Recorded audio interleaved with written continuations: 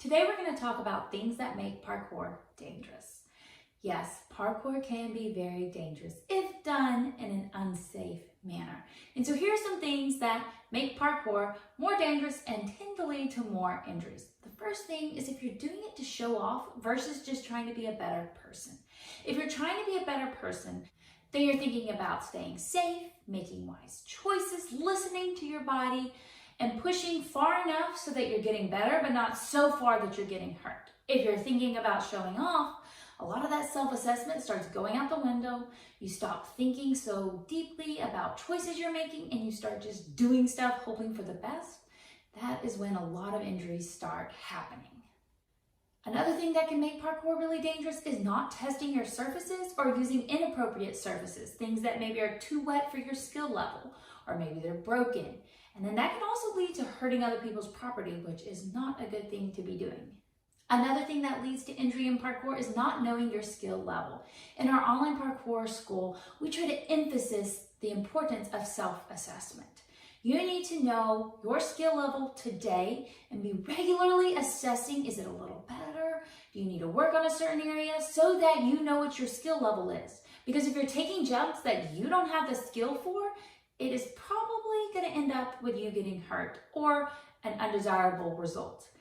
Self-assessment is so important, and kids don't normally do that unless they're taught how. So it's really important, if you want your kids to stay safe while they're doing parkour, is to help them learn how to self-assess their skill level.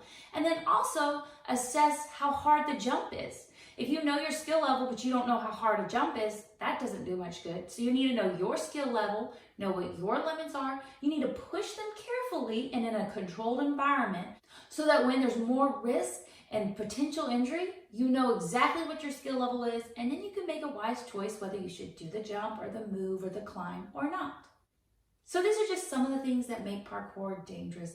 You can help your kids learn how to do parkour in a safe manner. It's really important to help them establish a firm foundation that focuses on safe movement practices while they're young and just starting in parkour, so that as they start getting bigger and they're doing bigger jumps and there's more risk, potential harm involved, they know how to land, and that's just second nature. They know how to climb and make wise choices, so they're holding on carefully. They know how to reduce the risk of injury, and they're ready to take parkour as a lifelong discipline of learning how to become a better person, of being active and enjoying fitness. Our goal is to make parkour a lifelong activity. You can do parkour when you're young, when you're old. It may look a little different during different seasons of your life, but it's important that kids practice parkour in a manner that is safe so that it can be a lifelong activity.